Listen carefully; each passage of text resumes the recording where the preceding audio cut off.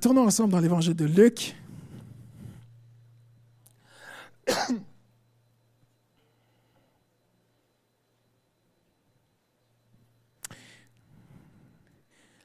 Et j'aimerais vous partager ce soir une parole qui travaille mon cœur dans mes moments personnels.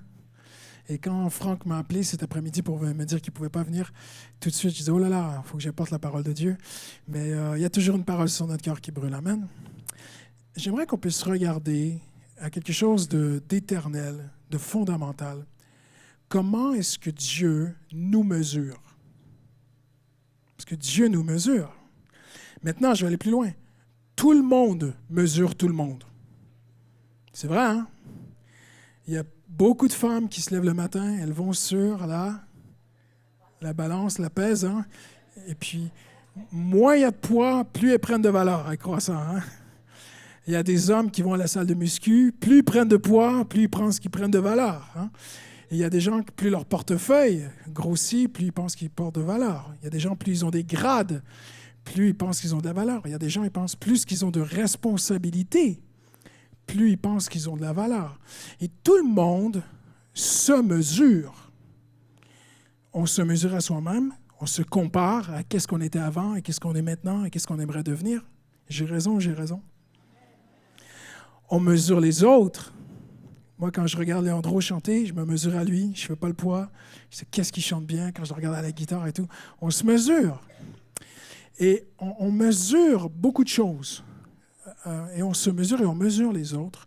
Mais comment est-ce que Dieu nous mesure? Est-ce que Dieu regarde à notre ministère pour nous mesurer? Donc, quelqu'un qui a un grand ministère, une grande église, est-ce qu'il a plus de valeur que quelqu'un qui a une petite église? Quand j'étais au Canada, j'étais dans une église de 2000 personnes. Après, je suis arrivé en France, j'ai tourné pendant 7 ans dans des petites églises, parfois des grandes églises, des petites églises. Parfois, j'allais à la campagne visiter une petite église de 50 personnes. Est-ce que j'avais moins de valeur à ce moment-là? Après, j'ai été pasteur à Mantes-la-Jolie, une église de 300 personnes. Et puis après, je suis venu ici, et maintenant à peu près 1200 personnes. Est-ce que maintenant, mon ministère a plus de valeur aux yeux de Dieu? Parce que maintenant, je suis pasteur d'une plus grosse église. Ça fait réfléchir, hein? Comment est-ce que Dieu nous mesure? Eh bien, la Bible dit, et Dieu ne nous mesure pas comme on pense. Et souvent, on pense que Dieu nous mesure comme nous, on voit les choses. Mais le système de mesure de Dieu est complètement différent du nôtre. Amen? Et vous allez voir comment c'est encourageant. Et Jésus raconte une parabole d'un noble, un homme qui va devenir roi bientôt. Il va devenir roi dans 2 endroits. Donc, il est premièrement dans un royaume et il a des serviteurs, mais il n'est pas encore roi dans ce royaume. Et il dit à ses serviteurs, je vais aller dans un autre royaume recevoir la royauté. Et après, je vais revenir et ici aussi, je vais recevoir la royauté. Mais quand je vais revenir, mes serviteurs, vous allez me rendre des comptes. Donc, vous connaissez l'histoire, c'est la parabole des mines. Il a 10 serviteurs, il leur donne chacun une mine. OK? C'est pas une bombe, hein? C'est pas un truc qui va péter, là. C'est des mines. Une mine, c'était 300 shekels. Avec un demi-shekel, on pouvait acheter un agneau au temple. Donc, c'est quand même assez important ce qu'il leur confie. Il leur confie l'équivalent pour acheter à peu près 600 brebis, 600 moutons. Chacun d'entre eux. Il dit que dans le royaume, il y a un petit problème de retour ici, il dit que dans le royaume où il y a des citoyens qui ne l'aiment pas. Ils savent qu'il va devenir roi, alors ils écrivent une lettre contre lui. Ils disent, on ne veut pas que tu règnes sur nous. Ils le détestaient, le mot en grec, c'est, il n'avait pas d'amour pour lui. Il part chercher la royauté, il revient, il demande des comptes à ses serviteurs, les 10. Ils ont tous reçu une mine. Le premier vient et dit, avec une mine, je l'ai rentabilisé, j'en rapporte 10 mines. Le maître dit, bien fait, bon et fidèle serviteur, je te donnerai dans mon nouveau royaume 10 villes. Le deuxième, il dit, la mine, je rapporte 5 mines. Il a dit, toi aussi, tu auras 5 villes. Et vous vous souvenez du troisième, ceux qui connaissent l'histoire. Il dit, Maître, moi j'ai eu peur de toi. Je te sais comme étant quelqu'un de dur, qui récolte ce qu'il n'a pas semé. J'ai eu peur de toi, j'ai pris la mine, je l'ai mis dans un mouchoir, je l'ai caché. Voilà ta mine. Et le maître lui dit, tu es un mauvais serviteur, tu aurais pu au moins la mettre à la banque et faire de l'intérêt. Donc c'est très très dur ce qu'il dit, il va dire ça. C'est une très très belle histoire pour nous. C'est Jésus. Jésus, dans le monde, Jésus n'est pas encore le roi dans ce monde. Hein? Il règne au-dessus. Il est au ciel, chercher la royauté. Il est maintenant assis à la droite de Dieu. La Bible dit, il attend que ses ennemis soient placés sous ses pieds. Ça veut dire la royauté terrestre. Et un jour, il va revenir comme roi. Le larron sur la croix a dit, souviens-toi de moi quand tu reviendras comme roi. Tu vois, c'est beau ce qu'il a dit. Alors Jésus, un jour, reviendra comme roi. Donc, on peut vraiment comprendre que les serviteurs de ce futur roi sur terre, c'est nous. Le futur roi, c'est Jésus. Il leur confie chacun une mine. Maintenant, qu'est-ce que Jésus nous a confié? Certains vont dire, c'est mes talents, c'est mes dons, c'est qui je suis, c'est ma personnalité. Peut-être que certains ont beaucoup d'art, utiliser ma beauté pour Dieu. Et chacun a ses talents. Mais j'aimerais vous prouver ce soir qu'il n'est pas question de talent ici. Ah ben tant pis, hein? Ils ont moins reçu. Il y a des gens qui ont beaucoup de talent. Il y a des gens qui ont reçu peu de talent. Est-ce que c'est les talents? Non, ça ne peut pas être les talents parce qu'on n'a pas tous reçu la même quantité de talent. Il faut quand même au moins oser avouer et dire la vérité. Hein? On n'a pas tous reçu les mêmes talents. On n'a pas tous reçu la même quantité de talent. Ça ne peut pas être les talents. Parce que dans la parabole, on est tous égaux, tous égaux. Ça ne peut pas être la sainteté. Parce qu'on n'est pas égaux sur la sainteté. Il faut se dire les vraies choses. Le nouveau chrétien qui lutte avec des péchés, mais qui aime Jésus de tout son cœur, ben, il a moins de sainteté qu'un chrétien de sanctification personnelle, pardon, si vous voulez que je m'explique. On est tous saints par le sang de Jésus, mais on n'a pas tous le même niveau de sanctification. On n'est pas tous transformés. Parce que Nicolas, Léandro pourrait dire, mais moi, je suis à plein temps pour servir Dieu, je vais prier 10 heures par jour. Mais Nicolas, lui, il bosse. Donc, lui a reçu plus, il peut plus prier que Nicolas. Nicolas peut moins prier, donc ce n'est pas égal. Ça ne peut pas être la prière. Ça ne peut pas être la connaissance de la Bible. Parce que certains connaissent plus la Bible que d'autres. Il y a une seule chose qu'on a tous reçue de façon égale. Ce n'est pas le ministère. Parce qu'il y a des gens qui ont plus de temps pour servir Jésus et d'autres ont moins de temps. Il y a des gens qui bossent beaucoup, il y a des gens qui bossent peu, il y a des gens qui ont des familles avec des enfants, ils ont très, très peu de temps pour servir l'Église. Ça ne peut pas être ça. Il reste une seule chose. Attention, n'oubliez pas, il y a un autre personnage dans cette histoire qui est très important. Jésus dit, il y a des citoyens dans ce royaume qui n'aimaient pas le futur roi et qui ont signé un décret, une pétition pour dire « On ne veut pas que tu règnes sur nous ». Pourquoi est-ce que Jésus parle de ça? Jésus met le règne en plein centre de cette parabole. Il parle d'un règne ici, d'un règne au ciel, de gens qui ne reçoivent pas son règne et de gens qui reçoivent le règne. Donc, de quoi est-ce que Jésus parle? Amen? Regardez bien. Ce n'est pas les œuvres. Ça ne peut pas être ces choses-là. Regardez ce qu'il lui dit. Et lui, quand il vient, il dit, « C'est bien bon serviteur, parce que tu as été fidèle en peu de choses. Reçois le gouvernement de 10 villes. » Maintenant, c'est très intéressant parce que c'est pistos, c'est le verbe « foi ». On peut même traduire, parce que la fidélité et la foi, c'est la même chose en grec, on peut même traduire parce que tu as eu de la foi pour ce que le Maître nous a tous donné de façon égale. C'est que nous avons tous la capacité d'obéir au Saint-Esprit tout au long de la journée. Écoutez-moi bien. Il y a une chose qui intéresse Dieu, c'est ton obéissance. Il y a une chose qui sera récompensée, c'est ton obéissance.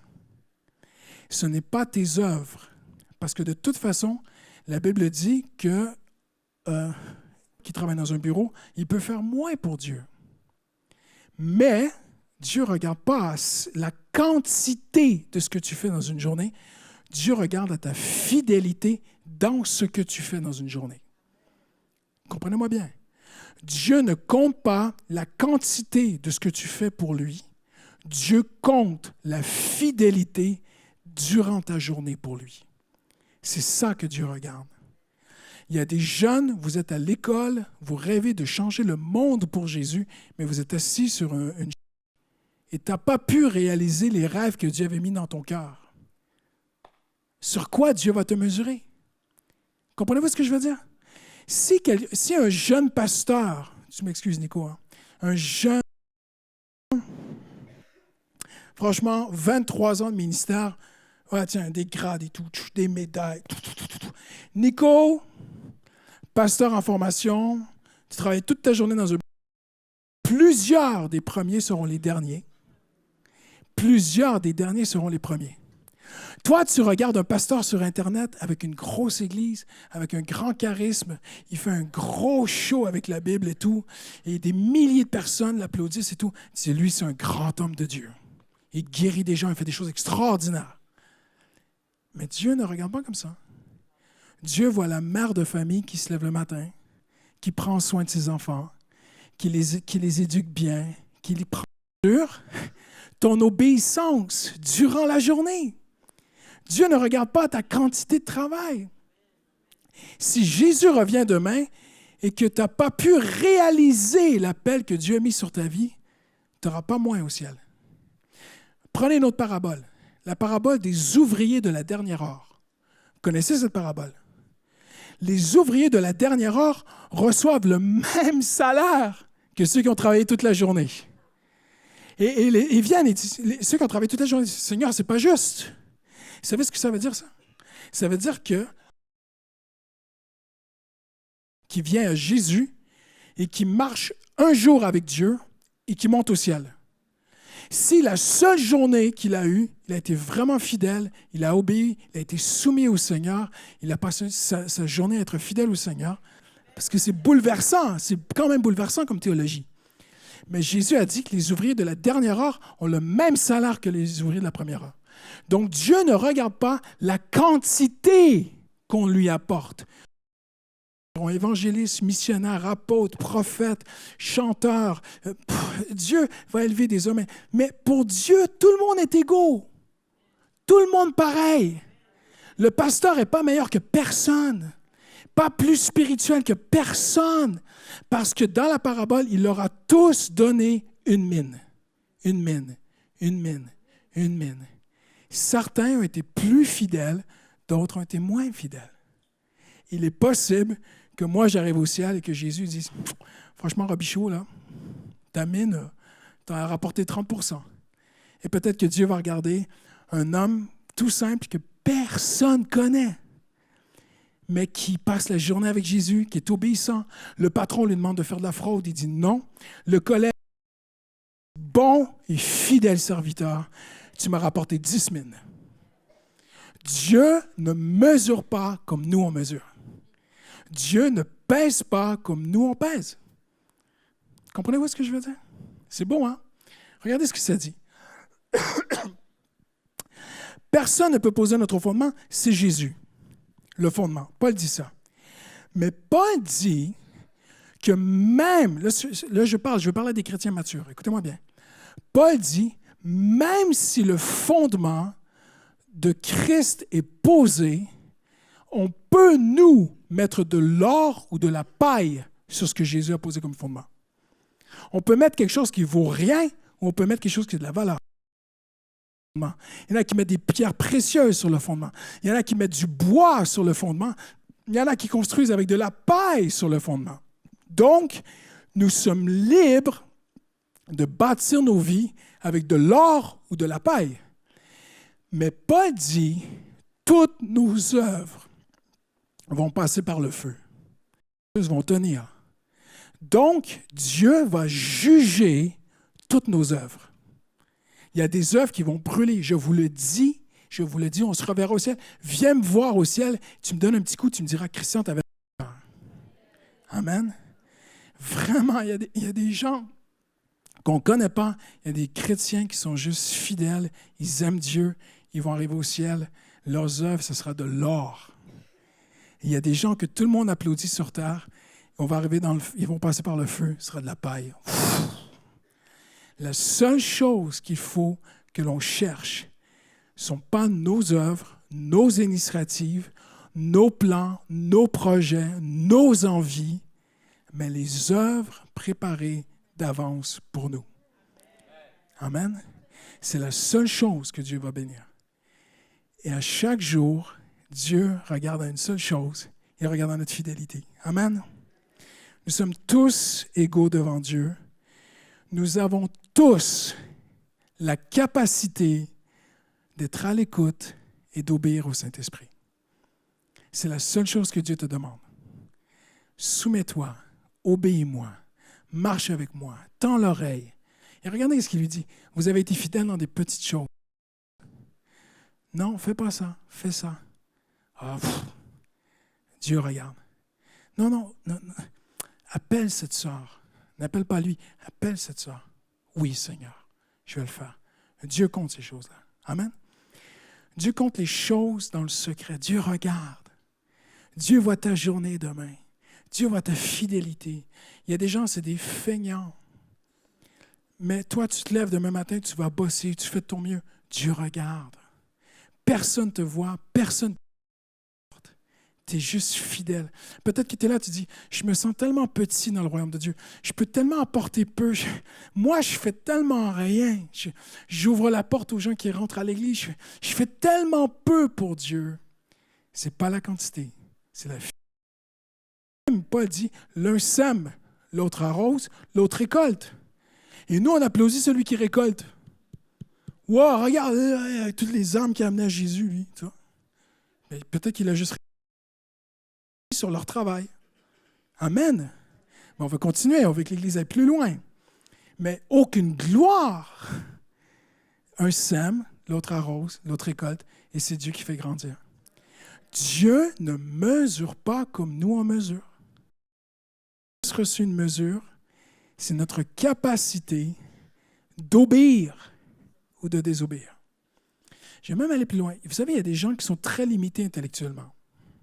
Il y a des gens, par l'Évangile, quelqu'un qui a une maladie mentale, si dans sa petite compréhension de l'Évangile, il est fidèle, Dieu le mesure. Dieu ne regarde pas comme nous.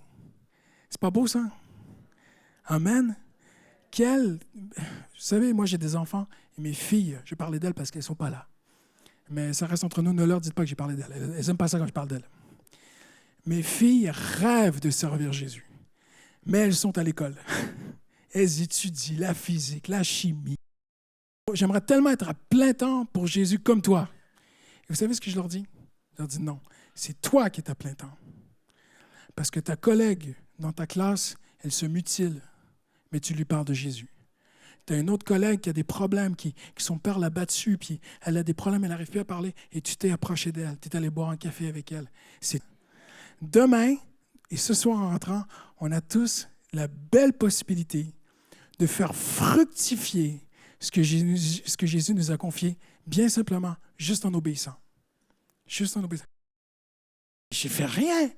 Les vendredis soirs, j'ai donné un sandwich à des SDF. Oui, mais c'est ce que je voulais que tu fasses. Comprenez-vous?